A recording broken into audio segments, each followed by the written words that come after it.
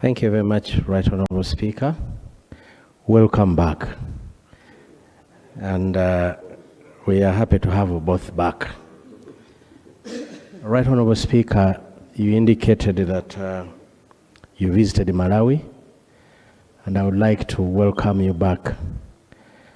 I'm one of the people with the opportunity to have visited that parliament. I don't know whether as a speaker you are able to observe the seating arrangement in that house, where members of parliament, a seat is reserved for every member of parliament, for every constituency throughout the 5 terms. So, Right Honourable Speaker, I have 2 issues. One is to confirm that in our new chamber that is being constructed, matters reserving a particular seat for a constituency are considered. 2, there is a pronouncement when numbers were huge. Remember when we were beginning here, the other side had so many members of parliament that time, and they would always encroach onto this side. Now that the numbers have gone down, Right Honourable Speaker, can another pronouncement be made so that the numbers are few? We are sure that Rule 9.2, Rule 9.2, that says that the seats on the right-hand side of the Speaker shall be reserved for the leader of government and members of the ruling party. And the seats on the left-hand side of the Speaker shall be reserved on the leader of opposition and members of the opposition parties in the House. Now that numbers have gone, the other days we would understand, Right Honourable Speaker, because of the surge of numbers. Now the numbers are down. Right Honourable Speaker, can another pronouncement be made by you? I'm seeking information from the Speaker. The Speaker. Thank you very much. Where are you fearing? I am just raising for an innocent clarification from the Honourable Member. Thank you very much, Right Honourable Speaker and Honourable Member. The Honourable Member on the floor is saying the numbers have reduced. And we have just been sworn in, and the House is fully constituted. May I get a clarification from you whether some members have lost seats in this House?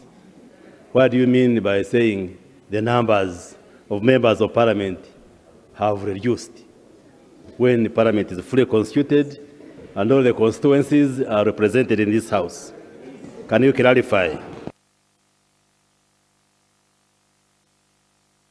Yes, to the record that the Speaker has, we have only 1 seat vacant.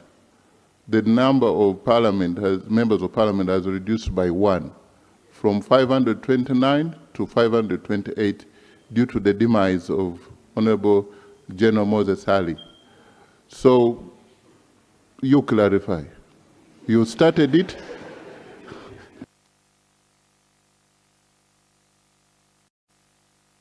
Right Honourable, I don't need special glasses to give to Honourable Baliomus to observe what I'm talking about in the House. He can, even himself, that the numbers have gone down in the House. In terms of attendance,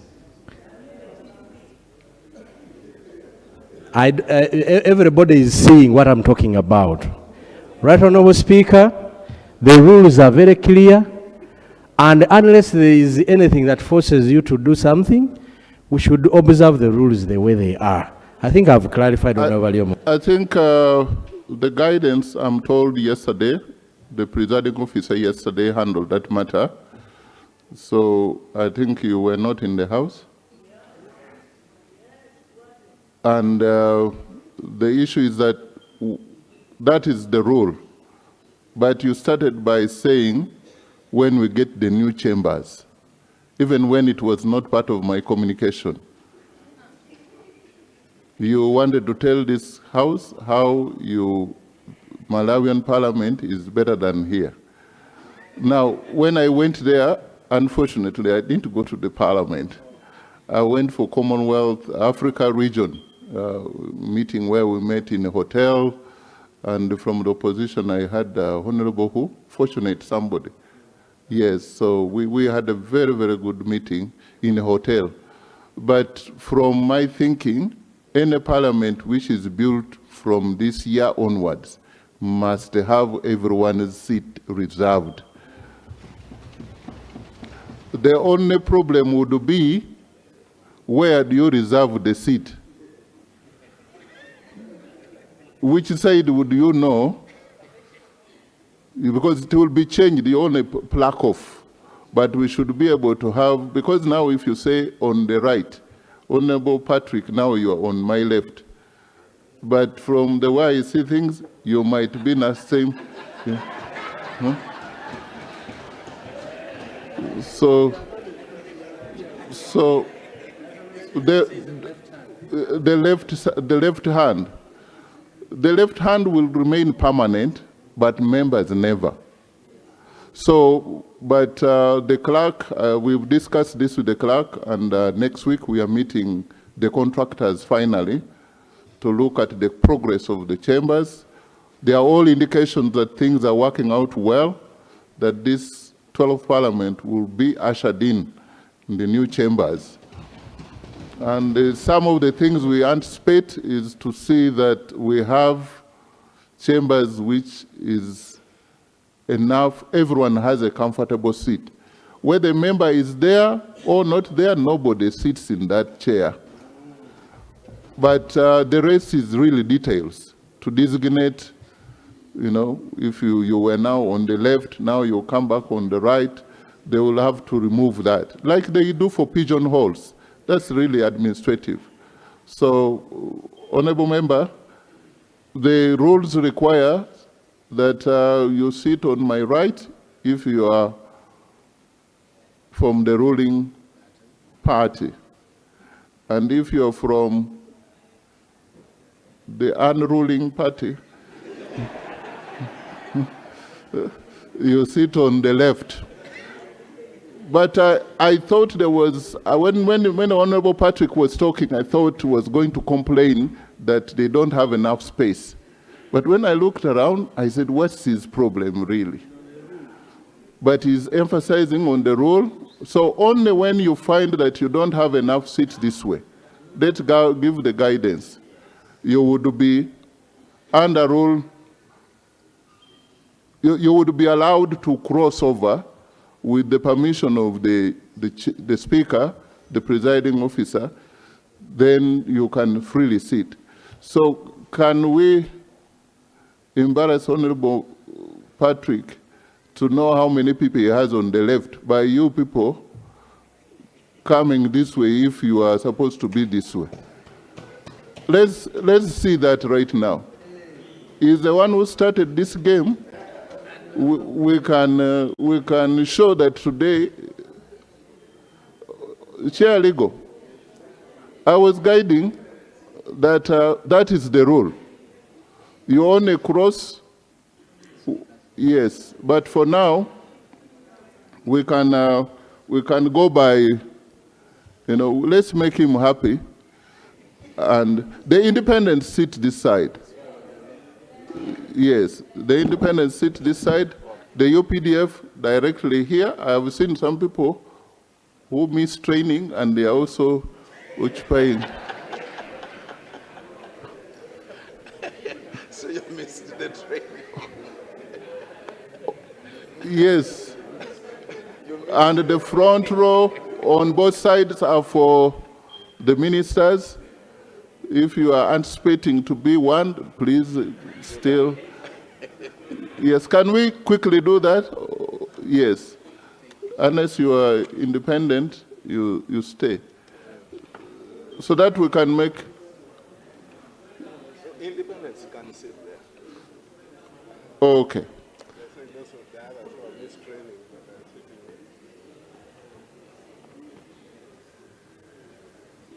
So we shall do that on and off. It's not permanent. This guidance here is for today, since the sitting arrangement is of today. Because Rule 9.5 gives me the mandate to determine whether it is practical or not. So this is for today because there are some seats this way. The middle one there is left completely unoccupied, you know. So how does it feel? That's for today, the guidance. Tomorrow might be another guidance. Okay. Next.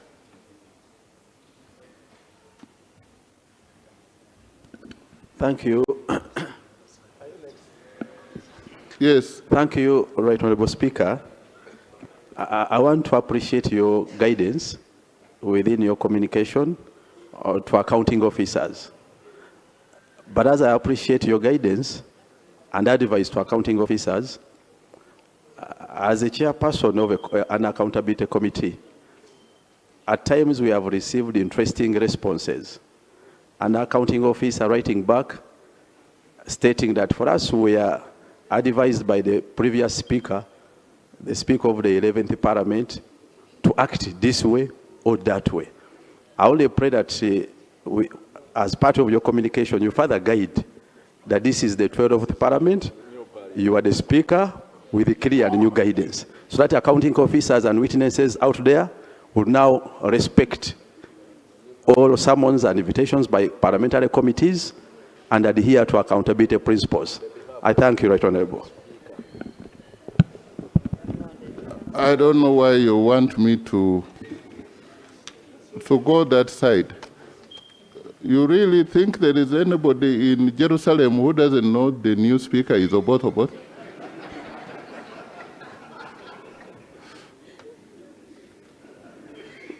And that this is 12th Parliament? Every Parliament comes with the leadership, and whatever we are guiding is for this Parliament. If there are some other guidances which were issued before, we thank it worked for that time. Now, every accounting officer must come. By the way, it is the responsibility of Parliament to help the accounting officers to be accountable to Ugandans. So we cannot, and also I should guide that if they were used to calling a speaker, nobody should call me when he's summoned to the accountability committees. Everyone must carry his or her cross. Nobody should even use my name that they have seen me. Yes, I have come to correct a few things, including that impression. Not necessarily that there were some bad things in the past, but this thing of saying the speaker has told me not to come. I recently guided somebody and he had to attend. When a committee invites you, the committee is working on behalf of this Parliament. We would have invited you here ourselves, but that's why we have committees. So that one is sorted and sealed. Can we have Honorable George Musisi? Yes? Oh, you are George Musisi? Honorable George? Thank you for allowing me to say something about the point that you raised on accounting officers.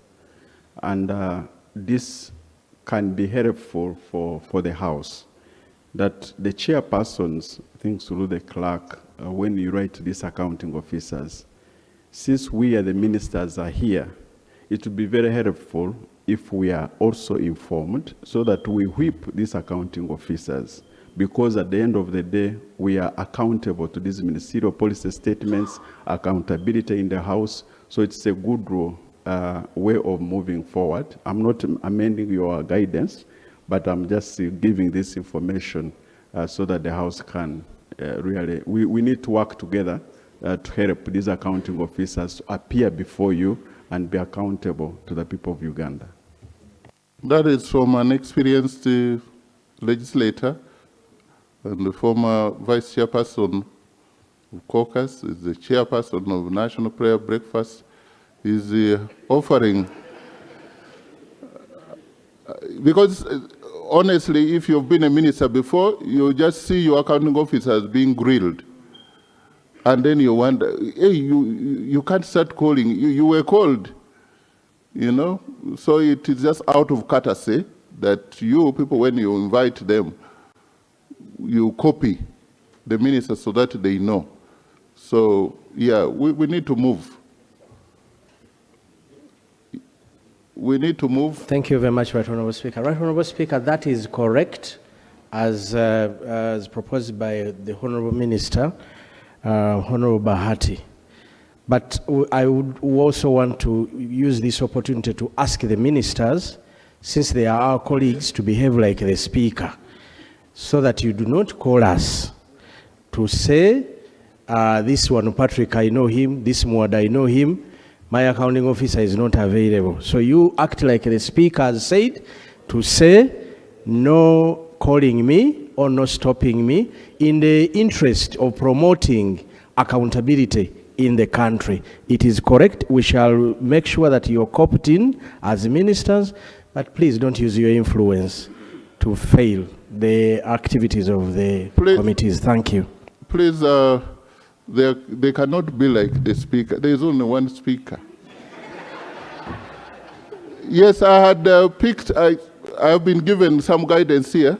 Honorable George Musisi, we have a few matters of national importance that I want to ask the government side to pay attention, and then we can go to our main other discussions. Thank you.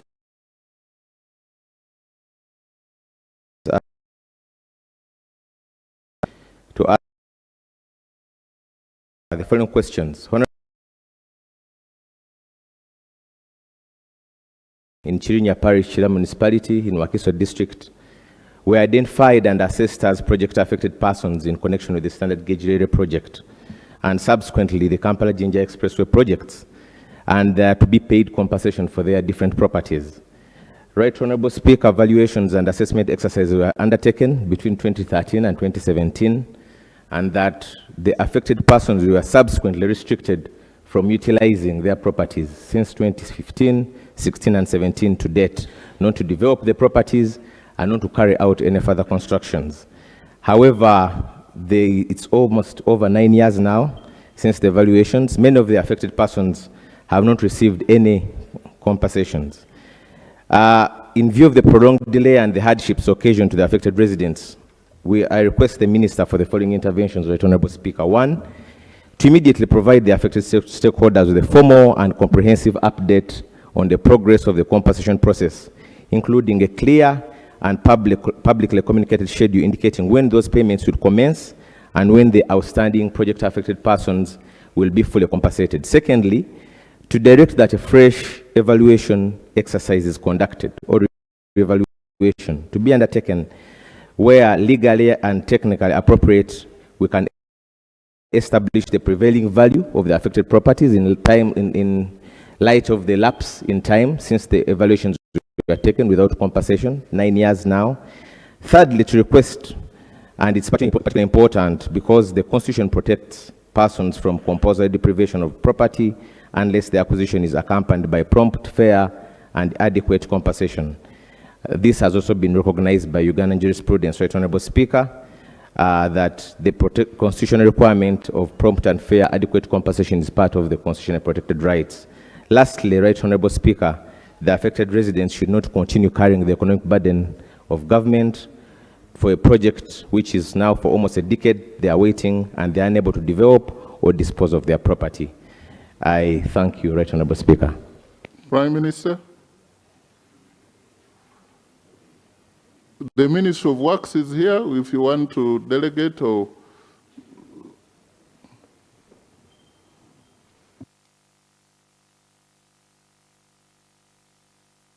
Thank you very much, Right Honourable. I want to thank the member for raising this concern.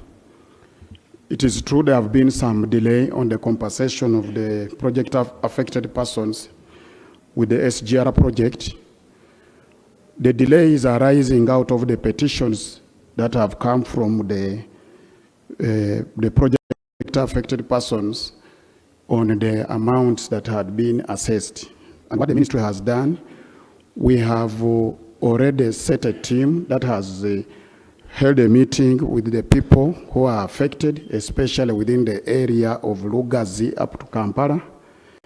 And then there is also a team that is being constituted to go and do this resurvey of the project affected persons so that we begin the compensation. But otherwise, I can report that so far, we have compensated 60% of the line from Malaba up to Kampala, especially for those people who did not have petitions with the ministry. But otherwise, I will take up with this and I can come back, Mr. Speaker, to give the correct update based on the meetings that the team has engaged with the committee. I thought this is very correct. You want to more correct?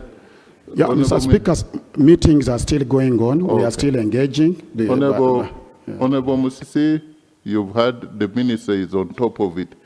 And I think there is something, I must also thank the ministers of this term. He had just come in 1 minute and is up to speed. The ministers are doing very well. The ministers are doing very well. There is nobody who is stammering here. Everyone is up to the task. So, thank you. Can I have Honorable Zambali Birasio Mukasa? What a name, yeah. Right Honorable Speaker, my name is Zambali Bulasio Mukasa, Member of Parliament from Nansana Municipality. Right Honorable Speaker, there is a rampant and unregulated practice of holiday teaching, that commonly known as holiday coaching, that is happening in both private and public schools. Right Honorable Speaker, holiday breaks were structured by the Ministry of Education and Sports to allow our children or to allow students have a rest or else have what we call a family bond. But some schools have misused this. My prayer, Right Honorable Speaker, is the Minister of Education and Sports to issue a directive that can enforce compliance, strengthen oversight, and also do some penalties to those schools that have misused this directive. I thank you, Right Honorable Speaker. Minister of Education. Those are real issues. Thank you very much, Right Honorable Speaker. Welcome back. Right Honorable Speaker and honorable colleagues, first, the Ministry of Education and Sports condemns the acts of holiday teaching because we issued out circular to all chief administrative officers across the country and also issued the school calendar, which both confirms teaching hours, teaching time, and holiday time. Secondly, Right Honorable Speaker, for purposes of us all coming together to help the ministry, I want on behalf of the ministry to give a hotline or helpline for any member of the public who finds any school anywhere in the country. Can I, Speaker, can I repeat for the record? 08 00 37 77 71. Yes, there are 4 sevens. And you should tell them it is toll-free also. That number is toll-free.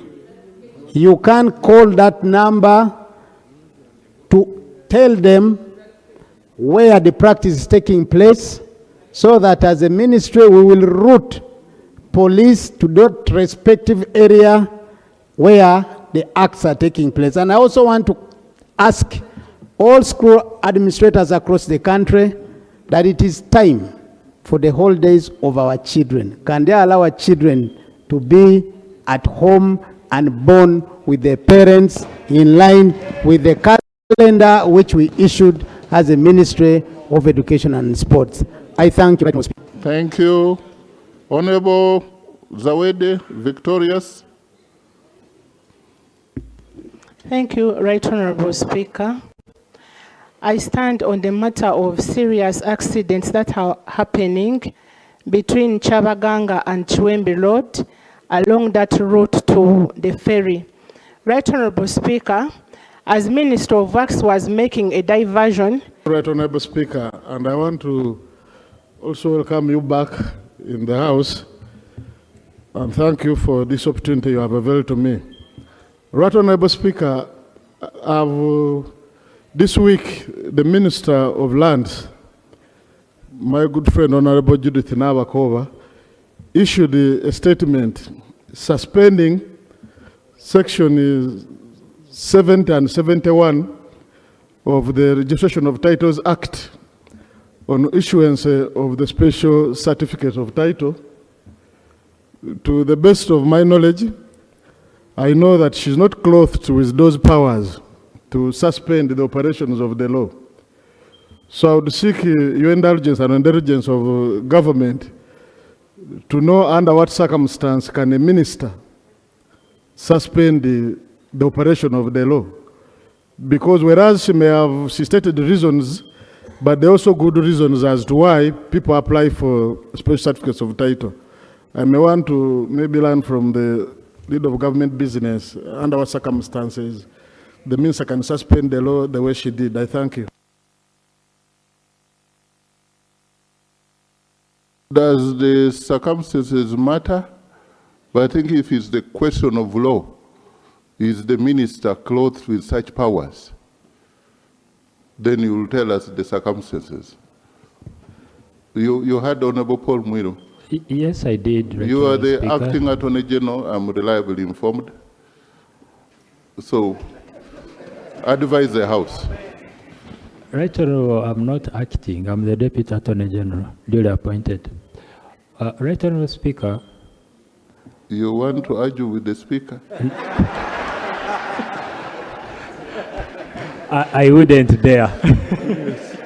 You are acting because the substantive Attorney General wrote to me that you are. Yes, yes. Yeah. I understand. I wouldn't dare start that argument. Right Honorable Speaker, my colleague's question is coined in such a way that he is not questioning the powers of the minister. He's asking for the circumstances.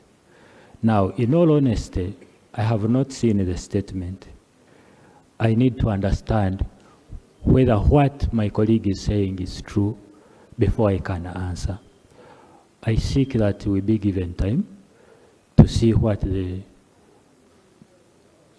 allegation is, confirm its authenticity, and then we'll report back. Thank you. You'll report back tomorrow. That's what Attorney Generals do. Most of They don't answer. They just don't talk far. So we wish you the very best. We expect you tomorrow. Yes? Communication?